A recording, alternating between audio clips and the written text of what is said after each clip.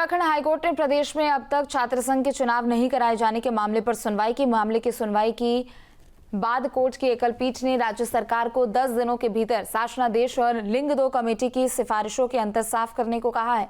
मामले की सुनवाई के लिए कोर्ट की एकल पीठ ने 26 नवंबर की तारीख तय की है। दरअसल एबीवीपी ने उच्च न्यायालय में याचिका दायर कर कहा है कि राज्य सरकार ने एक आदेश जारी कर कहा था कि सभी विश्वविद्यालय सितंबर महीने तक एडमिशन पूरा करके छात्र संघ का चुनाव करा ले, लेकिन कई विश्वविद्यालयों ने अक्टूबर महीने तक तो छात्रों के एडमिशन भी नहीं कराए हैं। सितंबर महीने में चुनाव आखिर कैसे हो सकते हैं?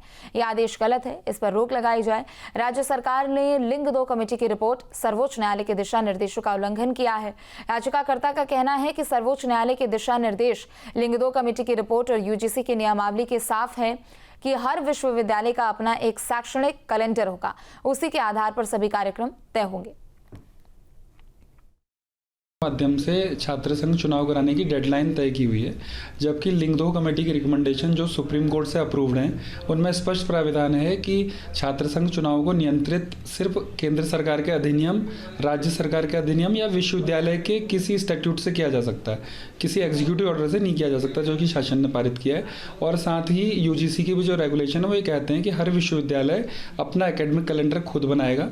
ऐसे में जबकि उत्तराखंड में विश्वविद्यालयों में 25 अक्टूबर तक एडमिशन्स हुए हैं और एकेडमिक सेशन देरी से प्रारंभ हुआ है, तो लिंग 2 कमेटी की रिकमेंडेशन के अकॉर्डिंग उसके अगले 8 हफ्ते में यानी कि 25 अक्टूबर के अगले 8 हफ्ते में छात्र संघ चुनाव कराए जा सकते हैं। उत्तराखंड हाईकोर्ट ने प्रदेश में अब तक छात्र संघ के चुनाव नहीं कराए जाने के मामले पर सुनवाई की बाद कोर्ट की एकल पीठ ने राज्य सरकार को 10 दिनों के भीतर शासनादेश और लिंग 2 कमेटी की सिफारिशों के अंतर साफ करने को कहा है। मामले की सुनवाई के लिए कोर्ट की एकल पीठ ने 26 नवंबर की तारीख तय की है। दरअसल एबीवीपी ने उच्च न्यायालय में याचिका दायर कर कहा है कि राज्य सरकार ने एक आदेश जारी कर कहा था कि सभी विश्वविद्यालय सितंबर महीने तक एडमिशन पूरा करके छात्र संघ का चुनाव करा ले, लेकिन कई विश्वविद्यालयों ने अक्टूबर महीने तक तो छात्रों के एडमिशन भी नहीं कराए हैं। सितंबर महीने में चुनाव आखिर कैसे हो सकते हैं? यह आदेश गलत है, इस पर रोक लगाई जाए। राज्य सरकार ने लिंग 2 कमेटी की रिपोर्ट सर्वोच्च न्यायालय के दिशा निर्देशों का उल्लंघन किया है। याचिकाकर्ता का कहना है कि सर्वोच्च न्यायालय के दिशा निर्देश, लिंग 2 कमेटी की रिपोर्ट और यूजीसी की नियमावली के साफ है कि हर विश्वविद्यालय का अपना एक शैक्षणिक कैलेंडर होगा, उसी के आधार पर सभी कार्यक्रम तय होंगे।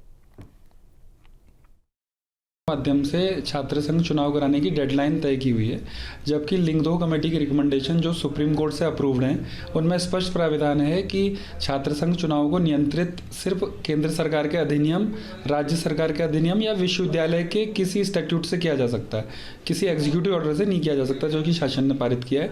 और साथ ही यूजीसी की भी जो रेगुलेशन है वो ये कहते हैं कि हर विश्वविद्यालय अपना एकेडमिक कैलेंडर खुद बनाएगा।